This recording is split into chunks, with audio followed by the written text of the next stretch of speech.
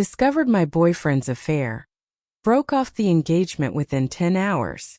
When Zoe showed up at Ethan and my engagement party wearing a gown from the same collection as mine, I instantly knew this marriage was doomed. Zoe, the daughter of her, the same woman who once stole my father from my mother, was destined to repeat history. Just as her mother, Victoria, had snatched William away from Grace, Zoe would steal Ethan from me. But I wasn't going to let her succeed. I destroyed my meticulously planned engagement party, and I left City A as quickly as I could. I was done.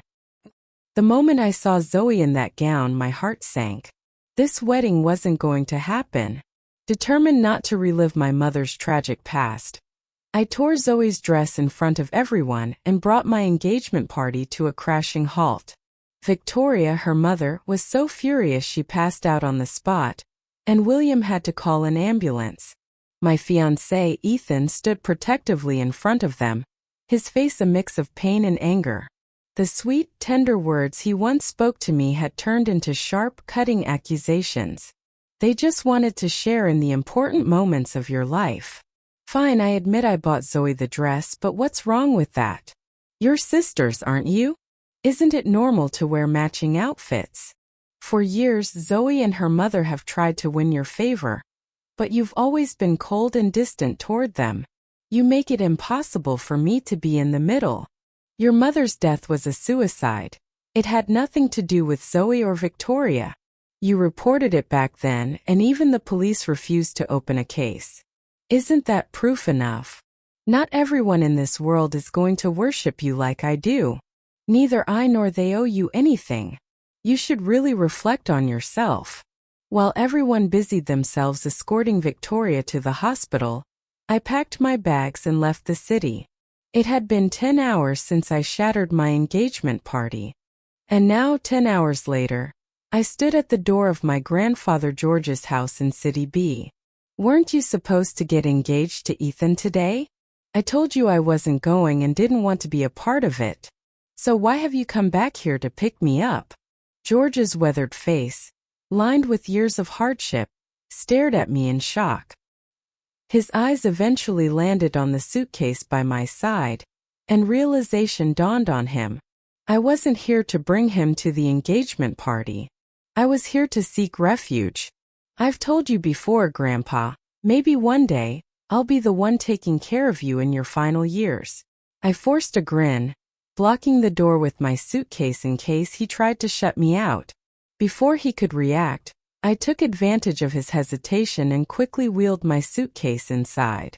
After my mother was driven to her death by Victoria and Zoe, I had once proposed to my grandfather that I wouldn't date or marry anyone. I'd spend the rest of my life with him in the village, helping him live out his twilight years in peace. George let me stay for 3 months. Once he saw my grief had subsided somewhat, he took a deep drag from his cigarette and told me I had to leave. He explained that the village was now home to only the elderly and children. A young woman like me without a job or social life would waste away. So, he went on a hunger strike until I agreed to go. Then he went a step further. He stopped taking his medication until I agreed to meet Ethan, the promising young man he had chosen for me. When Ethan began pursuing me, I told my grandfather plainly that my heart was dead. No one could bring it back to life. George didn't respond to my words. Instead, he watched my frail, skeletal figure and asked Ethan for his number. From that day on, he called Ethan daily, urging him to take extra care of me. He told Ethan that I was grieving the loss of my mother, and that my coldness wasn't a sign of dislike. It was just my way of coping. I never found out what else George said to Ethan, but somehow the two of us ended up spending 3 years together. To everyone around us, we were the perfect couple. Never fighting, never raising our voices, always appearing loving and harmonious. But no one knew that I had always been ready to walk away from this relationship. The moment I saw Ethan's shopping history, where he'd purchased identical items and sent them to 2 different addresses, I knew it was time to end the charade. Ethan once told me I was like ice. No matter how much warmth he gave, I would never thaw. I had told him I didn't need to be warmed. What I needed was loyalty. What I needed was unwavering companionship. I had seen it all before. Watched William and Grace, once deeply in love, turn into bitter enemies, locked in a battle to destroy each other. I had seen William declare his love for Grace one day, only to bring Victoria into Grace's chemotherapy room the next, flaunting their shameless affair. I had long stopped believing in men, stopped believing in love. Men change their hearts in the blink of an eye. And the human heart itself? It's far too unpredictable. I was grateful I had never given mine away completely. It allowed me to remain rational when the end inevitably came. I didn't know when Ethan met Zoe, but to me the name Zoe was like poison. Just hearing it made my skin crawl. She and her mother Victoria were my taboo, my ultimate red line. Over the past 3 years, in moments when Ethan's actions moved me, I had opened up to him about my past. I once told him that in this world, the people I despise the most are Zoe and her mother. They are the ones I would rather never see again. I also told Ethan that wherever they appeared, I would never take a single step closer. Back then, he stroked my hair lovingly, his hand gripping mine tightly. He looked at me with such tenderness and resolve and promised me. He said he would remember. In this lifetime, he would never let me suffer. If I didn't like them, if I didn't want to see them, he wouldn't let anyone bring them into my life. But in the end, it was him, Ethan, who personally sent people to fetch Victoria and Zoe, dragging them to our engagement banquet. It was him who, when I confronted Zoe and Victoria, stood against me and shielded my enemies with his own body. I dragged my suitcase back to the room I used to live in. The sheets, which George habitually changed every 2 weeks, still looked clean. I threw myself onto the bed, body and soul exhausted. For years I felt unsafe everywhere. But here, in this house filled with genuine care and unwavering loyalty from my grandfather, I can finally breathe a little easier. Since Ethan seems to love Zoe so much, let him get engaged to her. I'm done playing this game.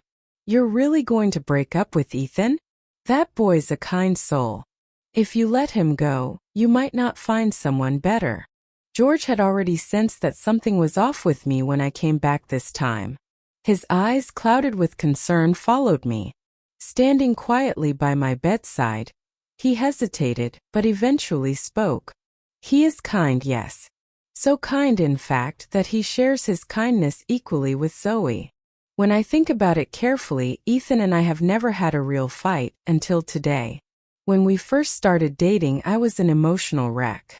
I approached every date with a cold face, barely responding to his words. In my heart, I hoped he would get angry, that he would stop caring about me. That way, I wouldn't have to force myself to go on those dates. If Ethan gave up on me, no matter how much George pushed, there would be nothing he could do. But Ethan never lost his temper. His patience was endless. He treated me like a child in kindergarten, respecting and fulfilling even my most unreasonable demands. Before I met Ethan, I didn't think I had it in me to be a bad person. But compared to him, I often felt like I was being cruel.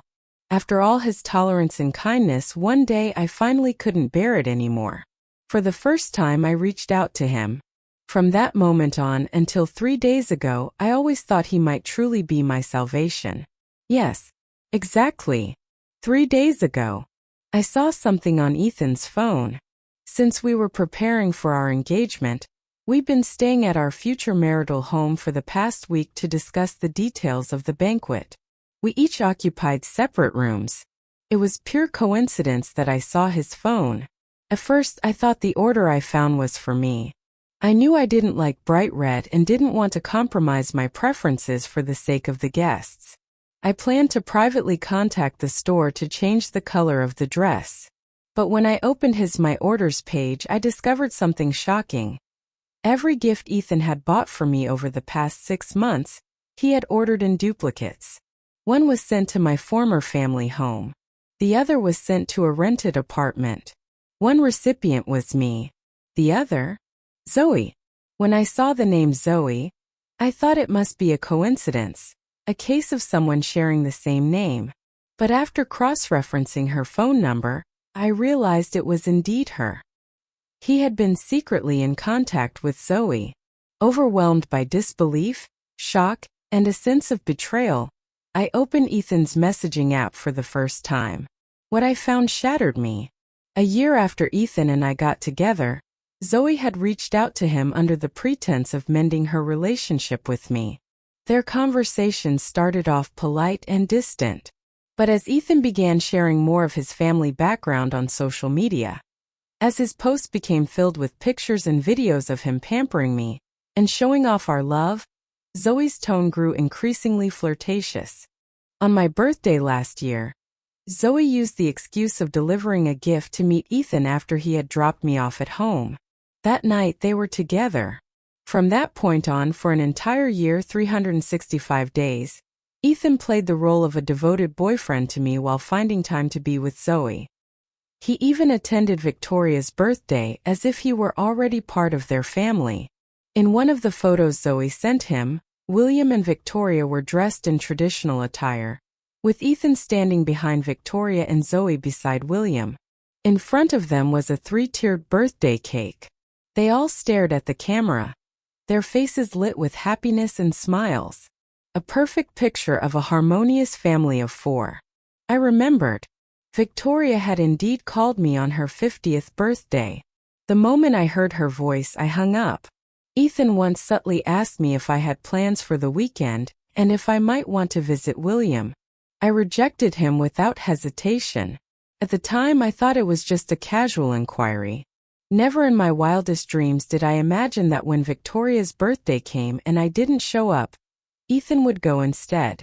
And today, at the engagement party, Ethan silently invited Victoria and Zoe to join.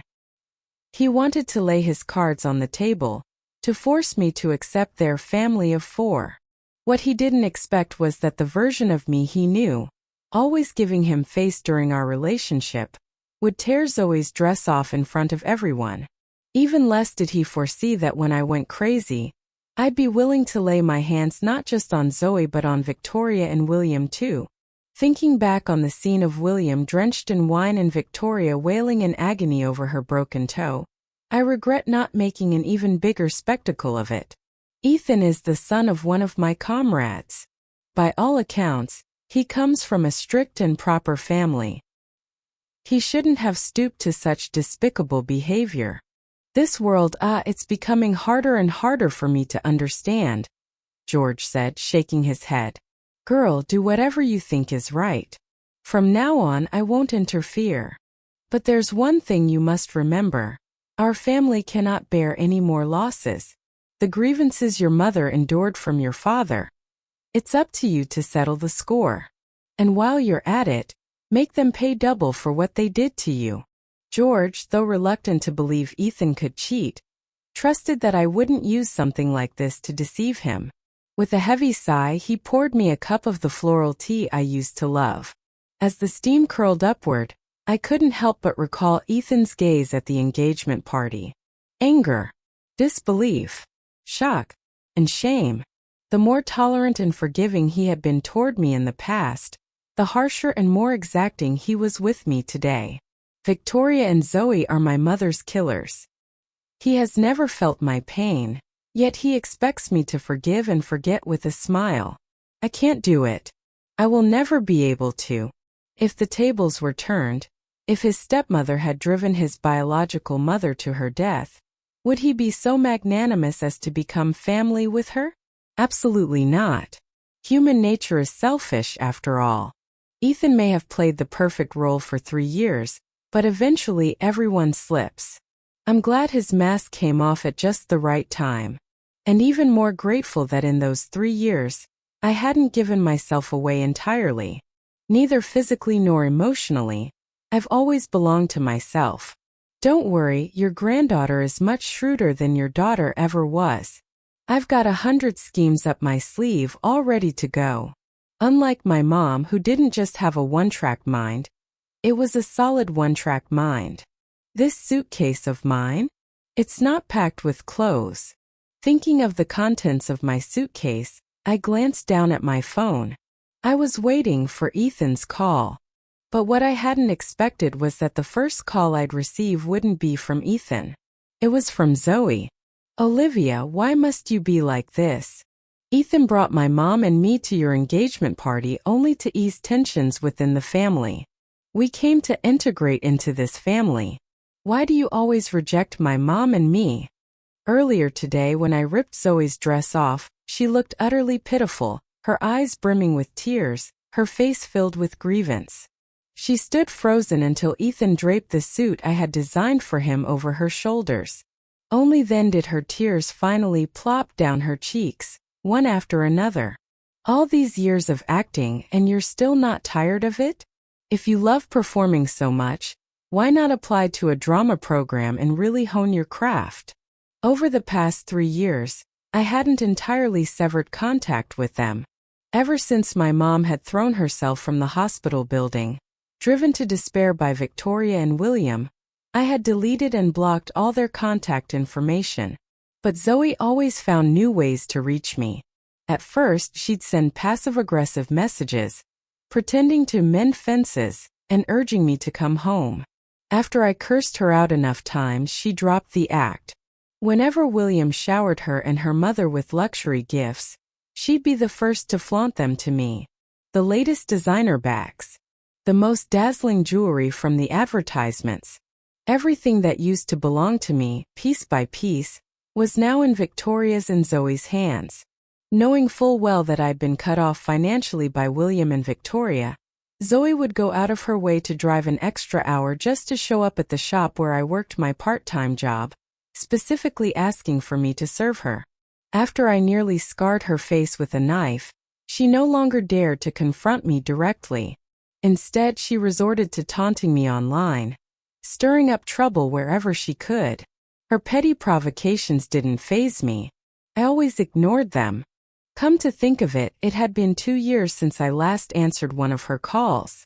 "Olivia, I know you blame my mom and me for your mother's death, but you have to understand, even if we'd never entered your father's life, your mom still would have died. For years we've discussed it. Maybe back then your mom chose to jump not out of anger at us, but as a way to free herself, and in doing so to free all of us. Your mom was pampered her whole life. After marrying your dad, she lived in comfort and never earned a single penny. The greatest suffering she ever endured was her cancer diagnosis and the pain of chemotherapy." Zoe's shameless, despicable voice rang in my ears once again. If she were standing in front of me right now, if it weren't for my responsibility to take care of Grandpa in his old age, I swear I'd grab a knife and kill her. I clenched my teeth so hard it felt like they'd shatter. I forced my rationality to suppress my impulsive rage. "So, let me get this straight. My mom should thank you and your mother for stealing William away from her?" I told myself to hold back. Revenge is a dish best served cold. Good and evil always get their due. It's just a matter of time. Thinking of the plans I had for what came next, I exhaled deeply, trying to release the fire burning in my chest. "No need for gratitude," Zoe said smugly. "As long as you're willing to accept us, we'd be perfectly content." "Olivia," she continued, her voice dripping with false innocence, "Ethan said that if you came back and apologized to me and our parents, we could move on from today's unpleasantness. He'd even go ahead with the wedding as planned. Imagine that. The 5 of us living together as one big happy family. Wouldn't that be wonderful?" When Zoe mentioned apology, her tone darkened with a hint of malice. "Give the phone to Ethan," I demanded, tightening my grip on the device. I had no intention of wasting another word on her. "Ethan is in the shower right now," she replied, a sly undertone in her voice. "Oh look, he forgot to bring a towel. Let me take one to him. Ethan, your fiancé wants to talk to you." Zoe didn't realize that I already knew about the 2 of them. She deliberately flaunted her movements, and I could hear her open the bathroom door where Ethan was showering. The hinges on the bathroom door in our marital home had been poorly installed, so they made a distinct creaking sound whenever the door was opened. I had already arranged for someone to come fix it. Even though I couldn't see what was happening just from the sound, I knew that Ethan had let Zoe into the bathroom of the home I was supposed to share with him. Zoe, why would you bring it in like this? What if? Ethan's voice carried a hint of irritation. Even he wasn't oblivious to the fact that Zoe's little stunt was her way of staking a claim in front of me. I'm sorry, I didn't think too much about it, Zoe whimpered, her voice trembling with exaggerated remorse. I just wanted to encourage Olivia to come back and apologize to you. Just like you said. I forgot that she doesn't know about our relationship yet. Zoe's tone was laced with a vulnerability that would have made any woman cringe. Men, on the other hand, often found such performances irresistible. Listening to her syrupy voice made my stomach churn. I decided to check the footage from the indoor surveillance cameras I had installed just 2 days ago. The video showed Zoe wearing the lingerie I had picked out for my wedding night. She stood there, clutching the hem of the delicate fabric like a helpless little lamb. Her heavy bangs slightly obscured her teary, doe-like eyes as she glanced timidly at Ethan. Moments later, tears began to fall one by one onto the bathroom floor. Ethan, who had been ready to scold her, softened at the sight. His anger dissipated, and instead, he scooped her up in his arms and carried her to the bed I had so carefully chosen for our future together. Liv, Ethan began, his voice taking on a patronizing tone even as his hands moved with unrestrained intimacy. I need you to understand something. Before our marriage, I could treat you like a little girl. Indulge you, spoil you, love you unconditionally. But after marriage, you need to grow up. I need a partner who can stand shoulder to shoulder with me. Before you join me in building a family of our own, you need to sort out the issues within your own family. This is the first challenge you must face as the eldest daughter-in-law of the Jiang family, he said, his tone firm and didactic. If I hadn't seen the video with my own eyes, I'd never have believed Ethan capable of such hypocrisy, lecturing me with righteous fervor while shamelessly seducing Zoe. Is the title of eldest daughter-in-law gold-plated or encrusted with jade? Why should I care? I retorted coldly. You like Zoe, don't you? Then give her the title. I don't want it. Ethan, I declared firmly, listen to me. I, Olivia Zhang, want to break up with you. I've always believed that when it comes to breakups, the woman should have the final say. The moment those words left my lips, Ethan ceased to matter to me. Olivia Zhang, you'd better be joking. Ethan snapped. Do you even realize what this means?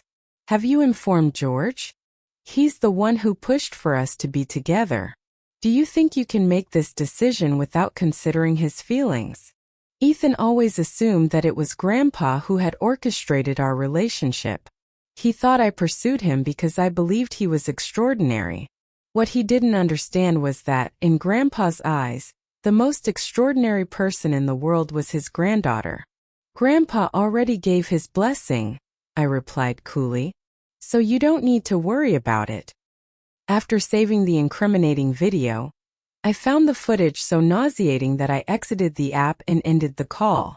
Then I uploaded the video, carefully blurred to obscure their faces, on every social media platform I could think of. I'm a moderately popular influencer, and my followers had witnessed every step of my journey, including the design and decoration of the marital home Ethan and I were supposed to share. Even though I had blurred the footage, my followers immediately recognized Ethan. They also noticed that the woman in the video didn't match my build. Using details like Zoe's bracelet, hairband, and petite stature, they quickly deduced her identity. What followed was chaos. My fiancé caught on camera in our marital home, on our marital bed with another woman. Cheating, infidelity, moral corruption, scumbag. The comments section of my posts exploded with these words and more. It was going to be an interesting day. It was almost ironic. Ethan's mother had been following me online for years. She was practically my #1 fan. So when she saw the video and the comments flooding in, she wasted no time in reaching out to me. Liv, Ethan didn't mean it. It's just that you pushed him too far today.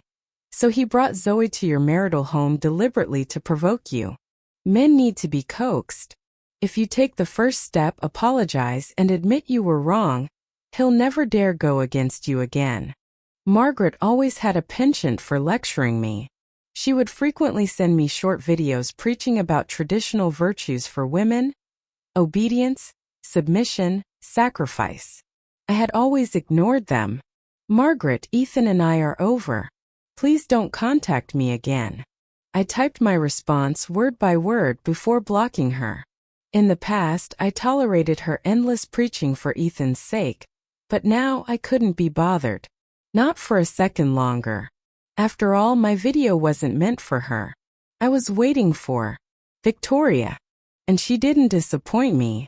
By noon the following day, Victoria called me. Olivia Zhang, what the hell do you want?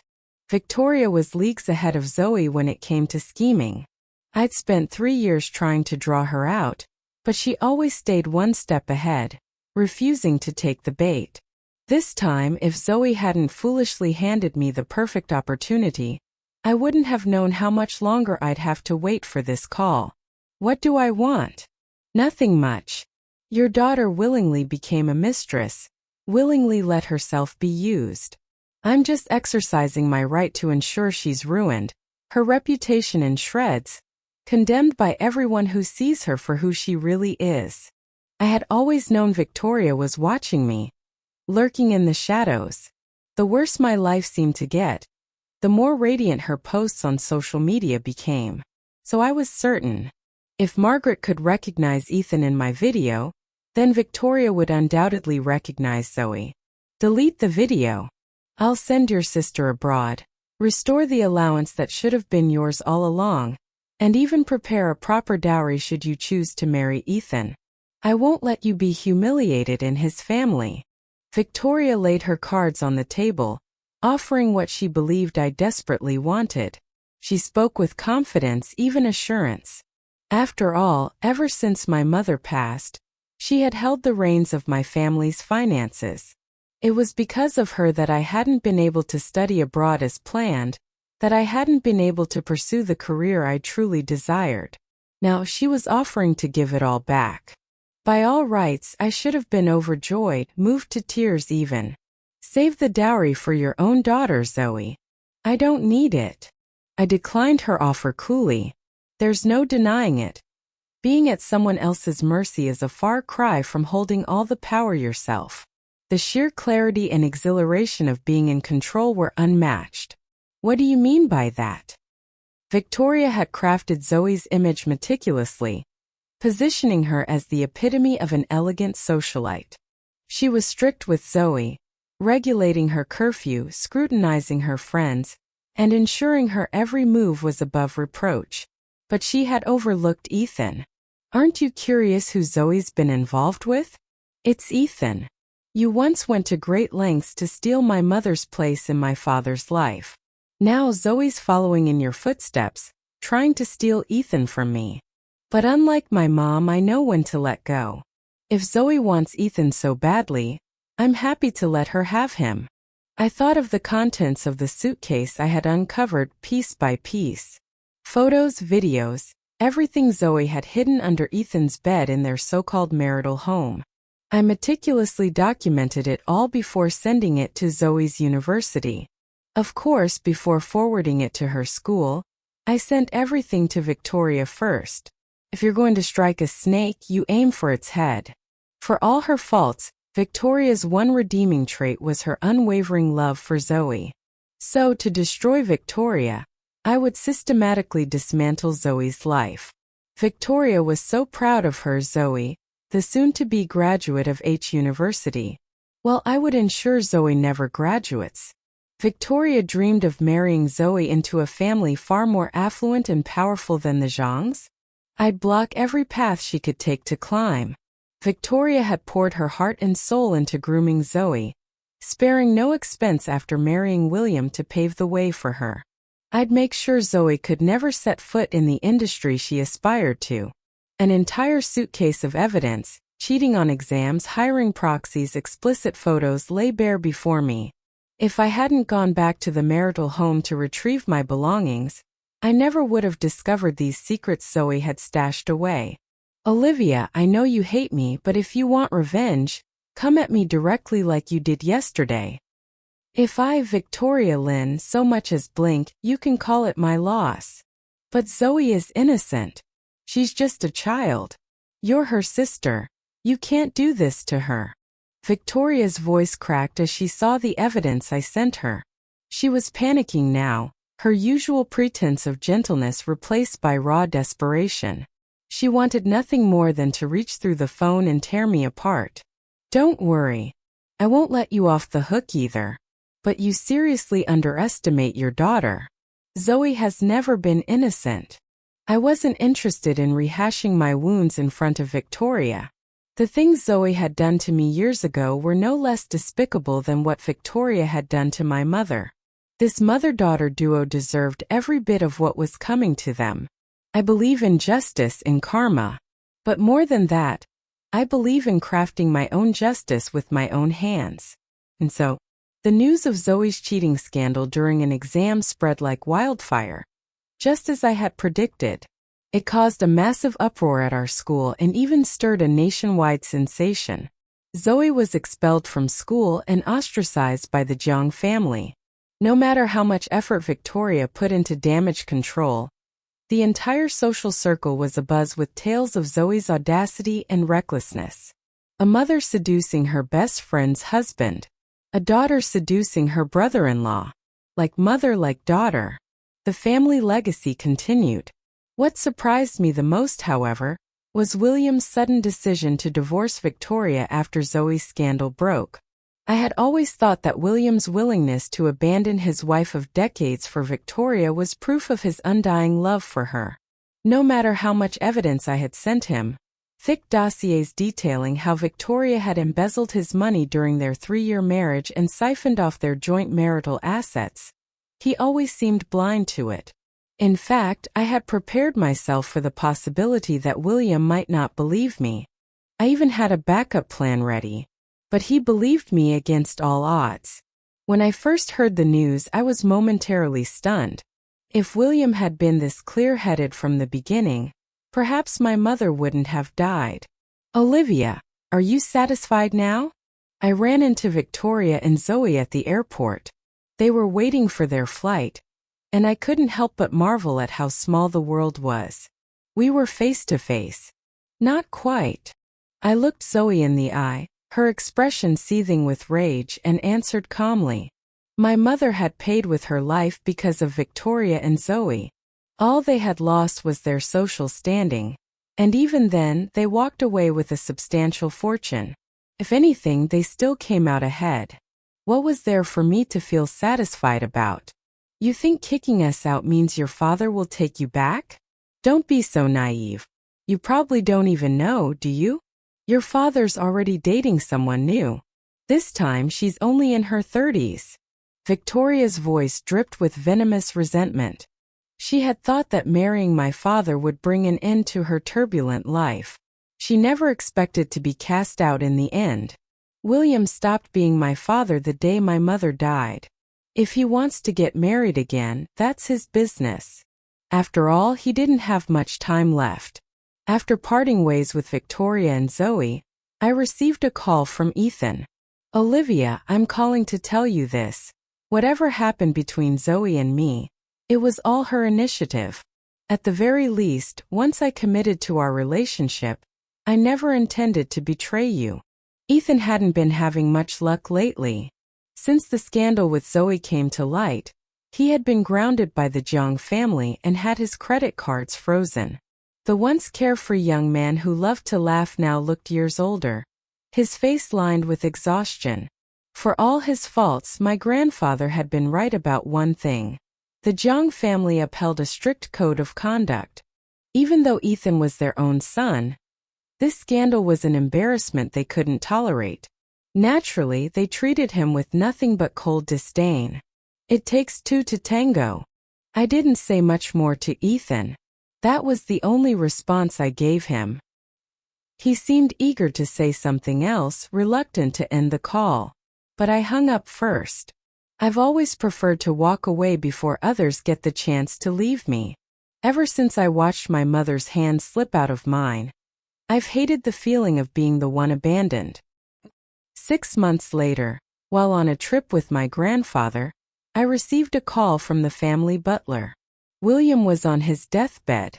Perhaps learning from his experience with Victoria, he hadn't remarried in the past 6 months. I instructed them to cremate him, and once the ashes were ready, I returned to the Zhang family estate with my grandfather. As his sole legal and biological heir, I naturally inherited everything he left behind. When Victoria heard about William's sudden death just 6 months after their divorce, she couldn't figure out the truth, but the timing clearly unsettled her. She called me screaming obscenities.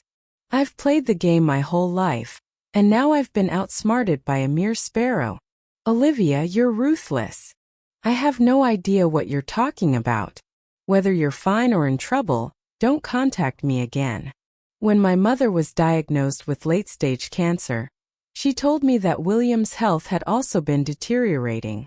Out of some lingering sense of care, she hadn't informed him about his condition and had even instructed the doctors to keep it from him. She never imagined that William would move on so quickly after her diagnosis, finding solace in Victoria. In the end, she didn't have the time or energy to warn him about his illness. And so I've always believed that fate has a way of balancing the scales. Justice will be served. It's just a matter of time.